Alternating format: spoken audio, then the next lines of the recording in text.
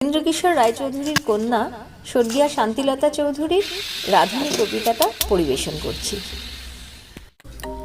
ওগো রাধুনী, শোনো গো শোনো, রান্না বলে দি শোনো।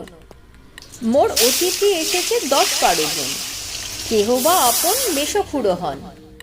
জানি তো তোমার কত ভোলা মন, ঘুলিয়ে যেও না যেন। ওগো রাধুনী, মন দিয়ে আগে রান্না কখানি শোনো। মাছ ছালে বাটা সরিষা ঢালিবে, চাল দিয়ে মুড়ি ঘন্ট রাঁধিবে, ঢ্যাঁড়স কখানি ভাতেতে ছাড়িবে, দুগ্ধ করিবে ঘন, বেগুন পোড়ায়ে তৈল মাখাবে, ডাল হবে তাও যেন। বেলা যে বাড়িছে গিন্নি সুধায়, মোদের অতিথি জ্বলিছে ক্ষুধায়, ভাত বেড়ে দাও লইবে বিদায়, বিলম্ব কিসের হেন। রাধুনী কহিছে, সবই তো তৈরি, খবর নাওনি কেন।